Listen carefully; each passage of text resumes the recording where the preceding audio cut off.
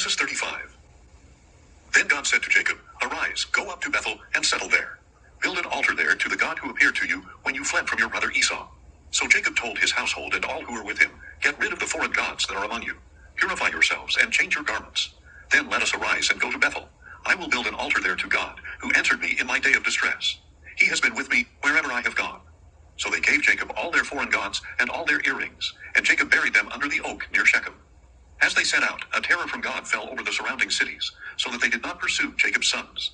So Jacob and everyone with him arrived in Luz, that is, Bethel, in the land of Canaan.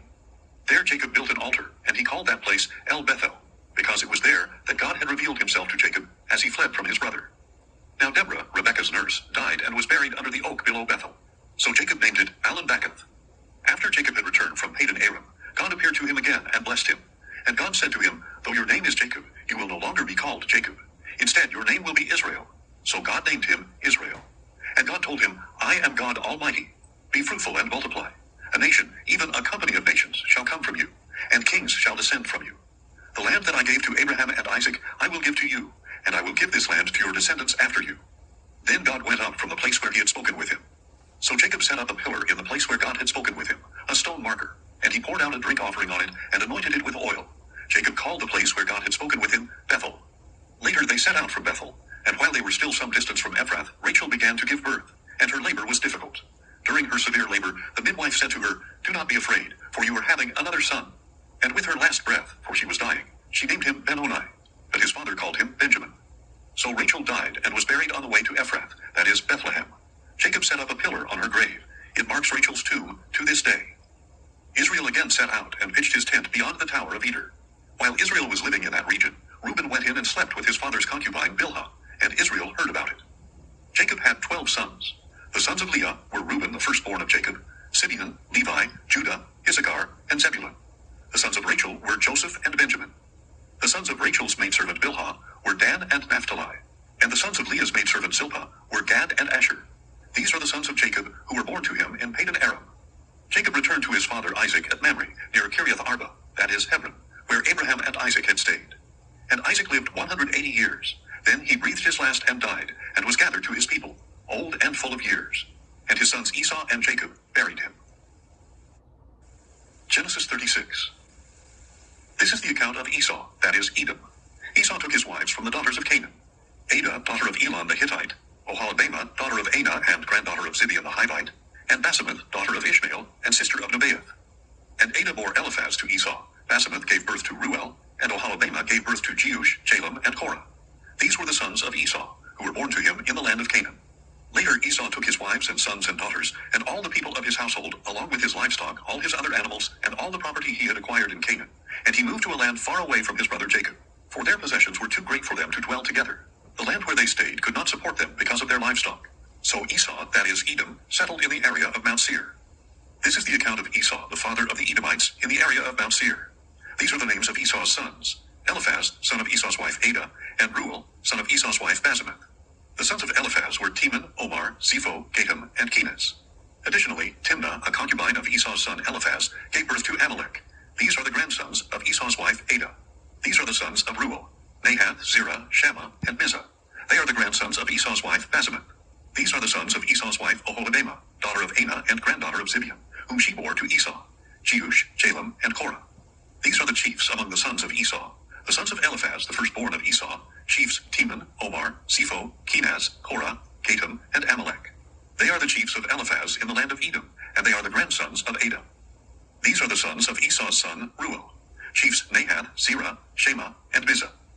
They are the chiefs descended from Ruel in the land of Edom, and they are the grandsons of Esau's wife Basemath. These are the sons of Esau's wife Oholibamah, chiefs Jeush, Jalem, and Korah. They are the chiefs descended from Esau's wife Oholibamah, the daughter of Anah. All these are the sons of Esau, that is Edom, and they were their chiefs. These are the sons of Seir the Horite, who were living in the land: Lotan, Shobal, Zibeon, Anah, Dishan, Ezer, and Dishan. They are the chiefs of the Horites, the descendants of Seir in the land of Edom. The sons of Lotan were Hori and Hemam. Timnah was Lotan's sister. These are the sons of Shobal: Alvan, Manahath, Ebal, Shepho, and Onam. These are the sons of Zibeon: Aiah and Anah. This is the Anah who found the hot springs in the wilderness as he was pasturing the donkeys of his father Zibeon.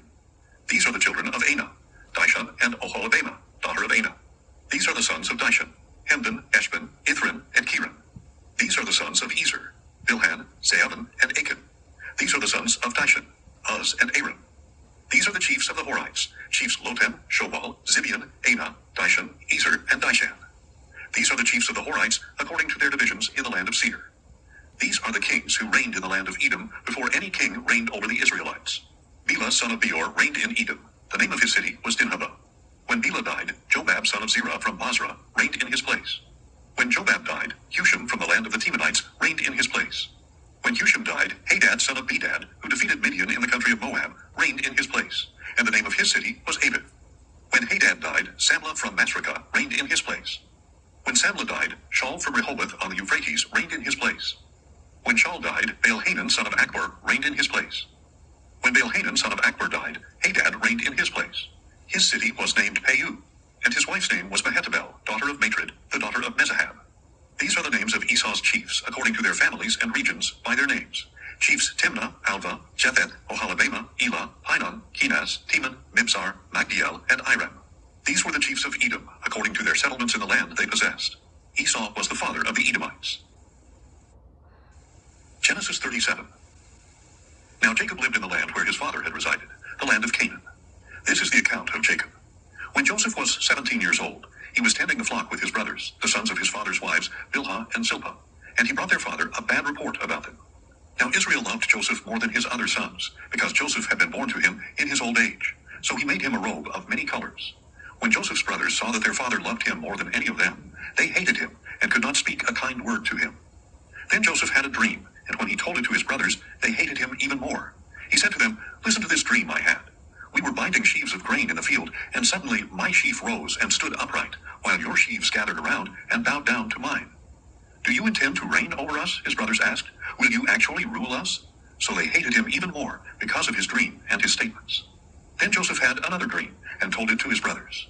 "Look," he said, "I had another dream, and this time the sun and moon and 11 stars were bowing down to me." He told his father and brothers, but his father rebuked him and said, "What is this dream that you have had? Will your mother and brothers and I actually come and bow down to the ground before you?" And his brothers were jealous of him, but his father kept in mind what he had said. Sometime later, Joseph's brothers had gone to pasture their father's flocks near Shechem. Israel said to him, "Are not your brothers pasturing the flocks at Shechem? Get ready, I am sending you to them." "I am ready," Joseph replied. Then Israel told him, "Go now and see how your brothers and the flocks are faring, and bring word back to me." So he sent him off from the valley of Hebron. And when Joseph arrived in Shechem, a man found him wandering in the field and asked, "What are you looking for?" "I'm looking for my brothers," Joseph replied. "Can you please tell me where they are pasturing their flocks?" "They have moved on from here," the man answered. "I heard them say, 'Let us go to Dothan.'" So Joseph set out after his brothers and found them at Dothan. Now Joseph's brothers saw him in the distance, and before he arrived, they plotted to kill him. "Here comes that dreamer," they said to one another. "Come now, let us kill him and throw him into one of the pits. We can say that a vicious animal has devoured him. Then we shall see what becomes of his dreams." When Reuben heard this, he tried to rescue Joseph from their hands. "Let us not take his life," he said. "Do not shed his blood. Throw him into this pit in the wilderness, but do not lay a hand on him." Reuben said this so that he could rescue Joseph from their hands and return him to his father. So when Joseph came to his brothers, they stripped him of his robe, the robe of many colors he was wearing, and they took him and threw him into the pit. Now the pit was empty, with no water in it. And as they sat down to eat a meal, they looked up and saw a caravan of Ishmaelites coming from Gilead. Their camels were carrying spices, balm, and myrrh on their way down to Egypt. Then Judah said to his brothers, "What profit will we gain if we kill our brother and cover up his blood? Come, let us sell him to the Ishmaelites and not lay a hand on him, for he is our brother, our own flesh." And they agreed.